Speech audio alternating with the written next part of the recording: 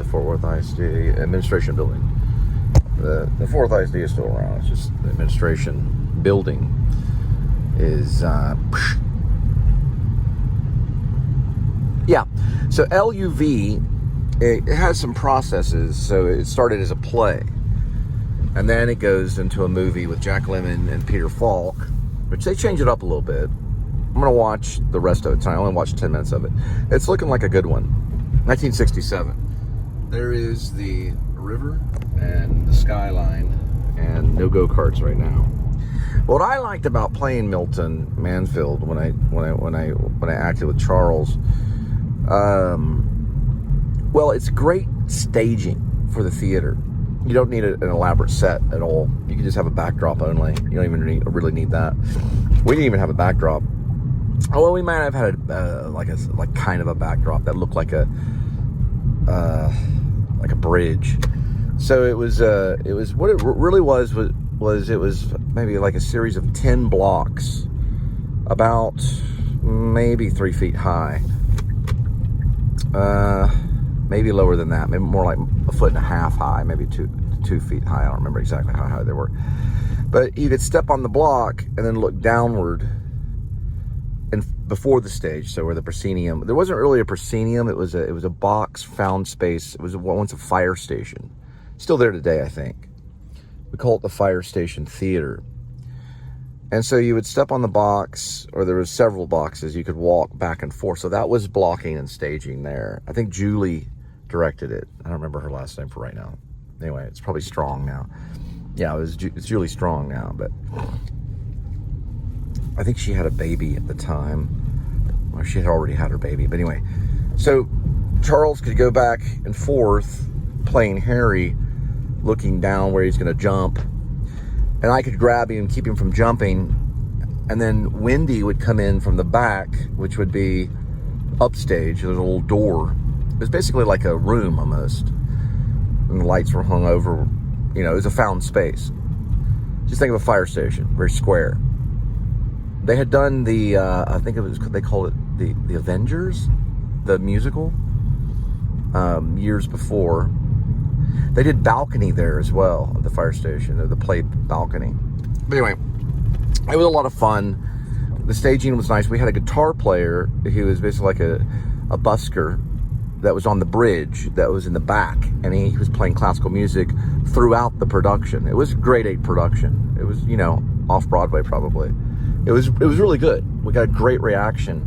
A lot of rehearsals. I was doing, I think, another play as I was doing Love. I was working with Main Street Theater. I believe it's in Mansfield. There's a Mansfield Theater there. We were getting ready to do The Man Who Came to Dinner. I was going to play banjo. But anyway, I was a fan of Jack Lemmon, and I knew all about Jack Lemmon, but I didn't even know this movie existed until a few months ago. I'm not lying. I just, you know, you can't know everything. No one mentioned it in rehearsal. Look, we didn't have time to mention it. We had time to memorize our lines, get the blocking down as quick as we could, and then, you know, not a whole lot of rehearsals. And we found so much in the performance. This is the height of Charles, and, you know, we were young. We were like 21. Charles was probably about the same. 20, we were barely drinking age. And lots of movement. There, you know, it's a lot of vocal stuff because Milton's trying to talk him down. Milt is, you know, talking to Harry. You know, and so I think the character's name is Elaine. Is it Elaine that comes in? Her name is Ellen. I think Ellen is her name. But Elaine was the movie star. Anyway, Wendy Western's still in the theater. She helps kind of like backstage, or, well, she's crew. She's always kind of crew. She's always been kind of crew, but she did a lot of acting when she was at Wesleyan. And she was kind of a, you know, healthy lady with a voice, a booming voice, of kind of a comical. I'd say she was better with comical. She had been offered a lot of different roles and stuff. This was more of like a workshop production almost. It was, I think we did release it as a production. We videotaped it. I have it videotaped. It's on a VHS tape. The sound, of course, like all VHS tapes, is horrible.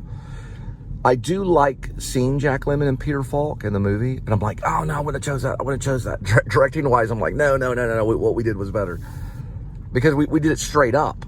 But they were almost. It almost seemed to me when I was seeing Peter Falk approach Jack Lemmon, it was as if he had found maybe his license or something and found out his name was Harry Berlin or whatever, and was pretending like he was his good friend in college and was wanting him to play along because Jack Lemmon doesn't recognize him at all. Jack Lemmon's like, who are you? You know, he's trying to jump off a bridge. And Harry Berlin turns around. I don't know if I got that right, but Harry Berlin turns around to Milt.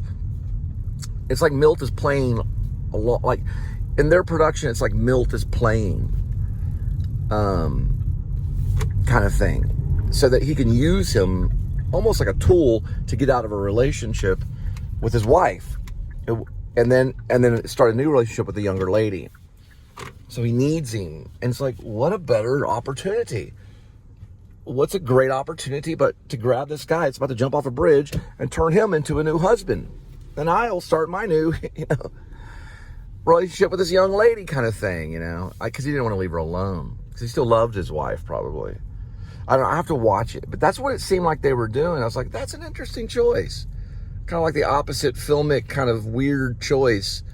Because they didn't look like they knew each other. But Milton Mansfield had a he had to sell it. I got to re-listen to this stuff.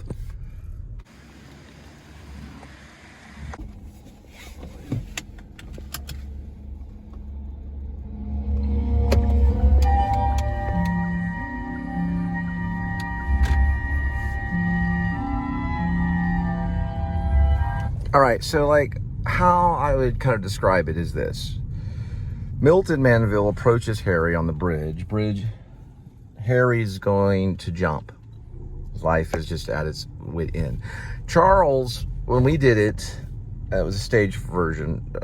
Charles Statham, he was like down and out. We're talking the Fisher King, Robin Williams kind of thing. He was just at the very edge, just down and out and crazy. Not like mumbling stuff about dragons, but close. And we stuck to the script. It was verbatim. But he was really in tathers. While Jack Lemmon, is still kind of in tathers, kind of like he's just now making the decision to do it or something. It's certainly a comical approach, a Neil Simon kind of approach. Clive Donor was probably going for that. What's new, Pussycat kind of thing. And so Milton, who is Peter Falk, I got that he doesn't know him. He just found out his name. He's like, Harry, it's me from school, from college, alma mater, that kind of thing. And it is done. Jack Lemmon doesn't recognize him. Now in the play, it was the same, but I think what we chose was that Milton Manville knew him. Really knew him and recognized him. No way, this is incredible. We played it, that straight way. Didn't get that in the movie. In the movie, it looks like he's doing a sales pitch. It was like a sales ploy. Like, you're gonna do this for me and blah blah. And it might have been because Peter Falk was that way anyway. But Peter Falk was really great with like the sales ploy kind of attitude kind of thing. He did in Columbo. He always kept people's attention. But Milton may not have really knew Harry. And I think this could be a remake.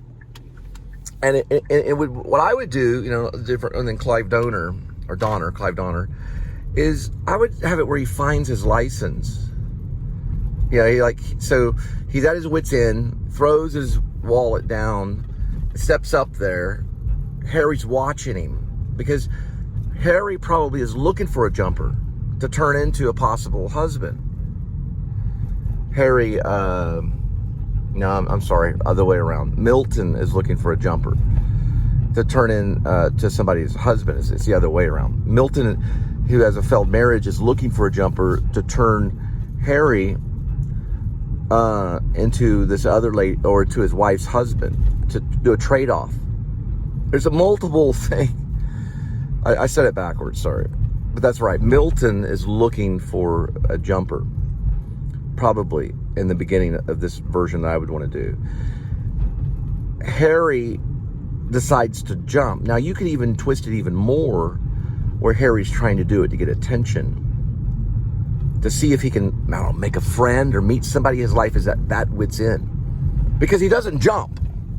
Now, they switch places. They do switch places. And there's a time when Milt starts to jump because he's not getting his way. And Harry has to stop him. It's very Neil Simon, you know, this Shizgul guy. Murray Shizgul is the writer, the playwright. But you see what I'm saying. So they both are like selling this thing, you know, this ploy. Definitely Milton is. Milton's definitely getting involved. Then the wife comes in, all that stuff. We'll talk about that later.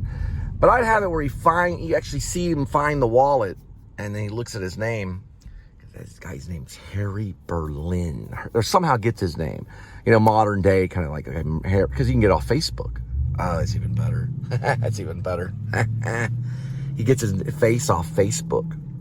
Sees him there day before, looking at the bridge, you know, and that guy's going to probably do it, or at least pretend like he is. And then he sees him and gets the information. And you see, like, Facebook Harry Berlin or something, you know. And then he's like, Harry, hey, remember, it's me. Like, Harry probably didn't even go to college, or maybe he did, I don't know. Maybe we don't know, though. You know, you never know what's the really backstory, because they don't show it. I would also, another thing I would do, if I could, if I were to do a remake, I'd keep it all on the bridge, the whole thing. I'd keep the whole thing, the whole movie, the entire time. I'd keep it at the bridge, Brooklyn Bridge or whatever bridge. You know, it would be New York, but it would be like on the bridge. It'd be a great remake. 716.52, 717.52.2.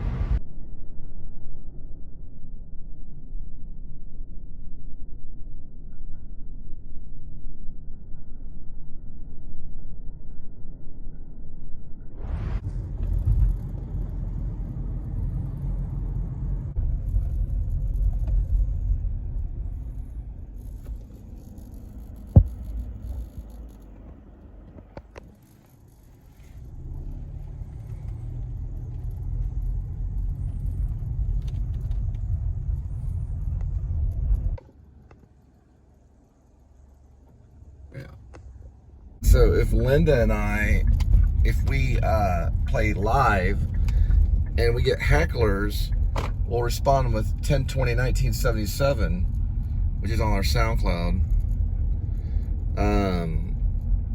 It's about the crash of Lynyrd Skynyrd, written by our band, the Linda and Cole Band. Also, right now we're called the Amateurs, so we have like different names, just for fun. Well, it's kind of like just for different stages that we're in. Bands do that sometimes. Anyway, we're on our third name. The first one was the Linda and Cole Band, then we're the Cole and Linda Filmmaker Band, and now we're the Amateurs, but we can still be the Linda and Cole Band. But anyway,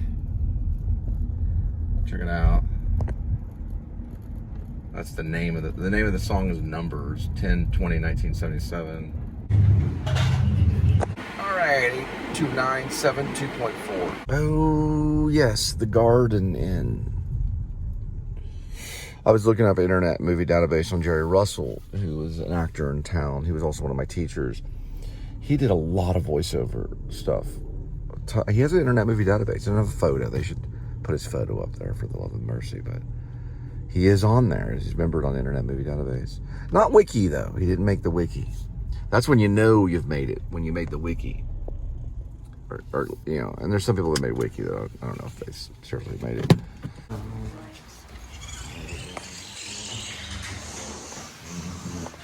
Ooh, it is a Garden Inn. Fireplace.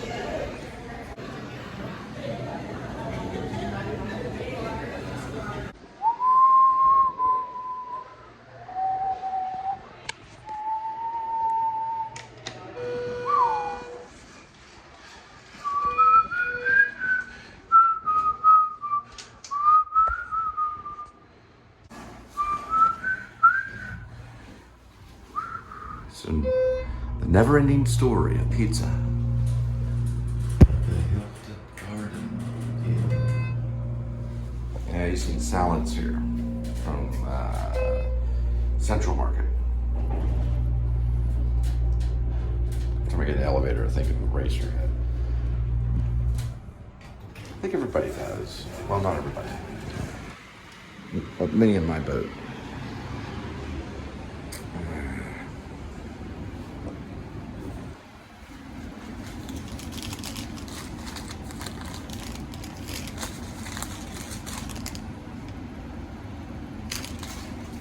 Got it. Doggy. Man, surface dogs here. This is dog friendly.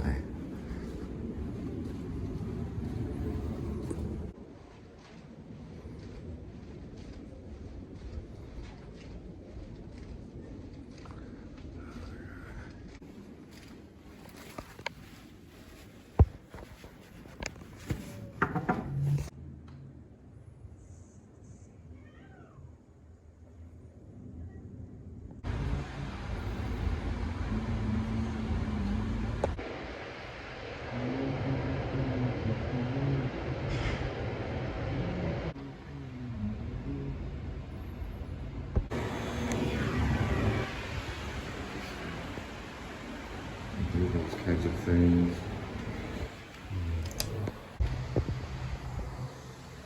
Yeah, traveling wise, they really set you up nice.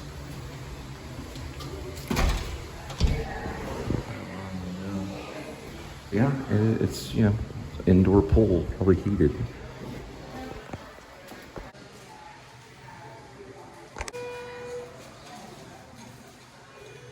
Probably the stay is better and brighter.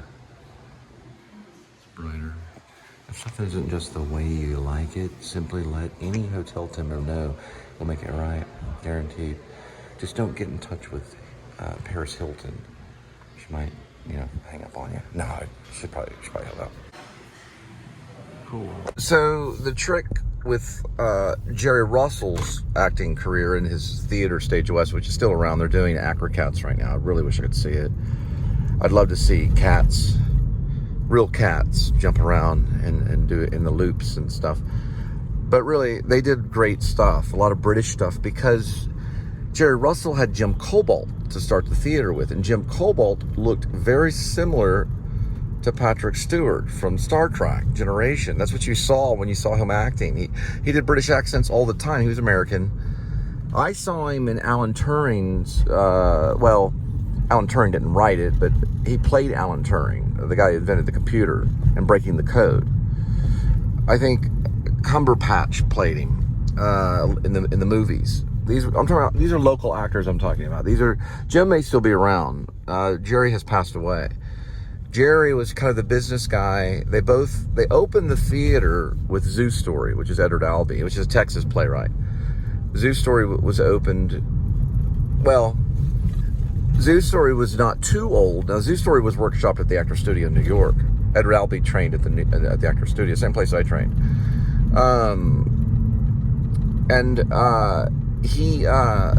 They took off with it, with Zoo Story, and they had a sandwich shop. They were doing European sandwiches downtown Fort Worth, down that way. This was probably, shoot, I don't know the dates.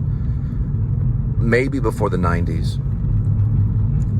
So Zoo Story was done, and they did it like in the back of the sandwich shop or something. That's the rumor. Then they opened Stage West on Vickery, which was not too far from downtown. It's there now. It's in the original spot. They eventually moved to downtown Fort Worth in a space that Texas Stage was at for a while, which is right underneath the Caravan of Dreams. And that's where I auditioned for Jerry Russell the first time. With probably The Diviners was one of the first shows that I auditioned for. I was just maybe 19. And I saw August Wilson's Fences there, which is probably the best fences I've ever seen. Grover Culver, something like that. Grover out Hip Pocket, he was in it. He played the guy with the trumpet in the Fences. And it was great. It was a great production. I even stopped one of the actors on the sidewalk to talk to him about how does he survive as an actor? You know, because he wasn't famous. He was a working actor. He had a little tote bag, you know, a little gym bag that he would bring to Stage West. And he was one of the main guys in it, and I stopped him. I wanted to talk to him. He played the same role Denzel Washington played, but I don't know if they were too much different. They were very dynamic actors, although Denzel Washington is amazing. But the power that this performance had, it got great write-ups. It was near professional, you know, even though they're at the time they were borderline community theater. Also, they were under the umbrella of Equity. Remember, they had New York actors that would come out here and help them and stuff. The one time, the Abbey the Abbey in Houston won a Tony. It was a Houston theater. It's still a pretty reputable theater. Stage West was still, it was still pretty mature. They had gone through stages where they did Bertolt Brecht, and Dallas was competing. They were doing like Tennessee Williams, and they did Brecht out in Dallas too. It was like very classical. It was a very live time for classical theater. Shakespeare in the Park was active every summer, which I never see it there now. That was Shakespeare in the Park. But Jerry probably had stuff to do with that as well. Jerry was my advanced acting teacher at Texas Wesleyan. Jim Cobalt, I've never said more than 2 words to. He's quiet. He never speaks, really, ever. I never heard him really say anything other than when it was on stage. I've never heard Jim Cobalt speak, but on stage. So he's maybe said 2 words or something. He whispers. He barely even talks. He's a genius. He's a great actor. Jim Cobalt is, yeah. Jerry was dang good, but Cobalt was genius. I saw him in Breaking the Code. I saw that in downtown. Saw him downtown play it. That was the first time I started to see like what looked like kind of like a method actor. Even though I don't know if he claims any type of style.